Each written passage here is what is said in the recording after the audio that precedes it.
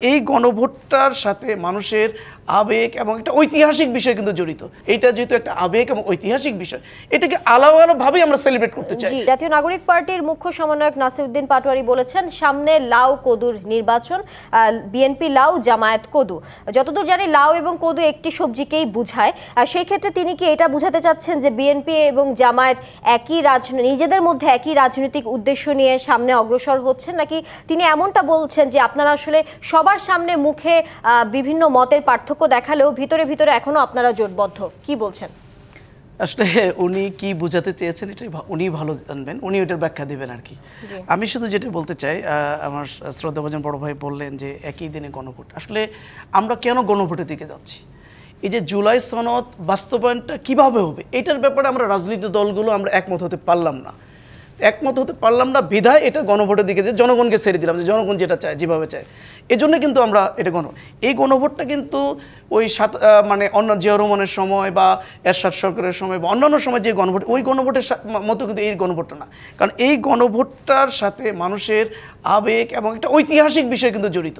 যে গণঅভ্যুত্থানের পরে মানুষ পরিবর্তন চেয়েছে, এখানে মানুষ সংস্কার চেয়েছে, এই সব কিছু মিলেই কিন্তু এটা একটা আবেগ এবং ঐতিহাসিক বিষয়। কিন্তু এই ঐতিহাসিক বিষয়টা মানুষ সেলিব্রেট করতে চায়। তো এই সেলিব্রেট একসাথে যদি হয়, এটা সেলিব্রেট করতে পারবে না। আরেকটা বিষয় হলো,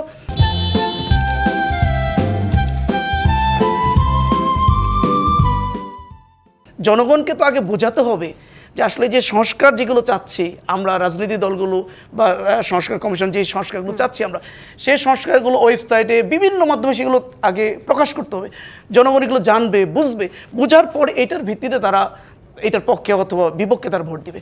এটার সুযোগ যখন একসাথে ভোট হবে, তখন মানুষ তখন একমুখী হয়ে যাবে। তখন সবাই শুধু জাতীয় নির্বাচনের বিষয়টাই মাথায় ঢুকবে, আর আমাদের লিডাররাও ওখানে বিজয়ী হওয়ার জন্য নানাভাবে সেখানে কাজ করবেন। সুতরাং তারাও ভোটারদেরকে কিন্তু একমুখী করে রাখবেন। সেই সময় জুলাই এই যে গণভোটটা কিন্তু গুরুত্বহীন হয়ে যাবে, এটা কিন্তু আলাদা করে কোনো গুরুত্ব পাবে না।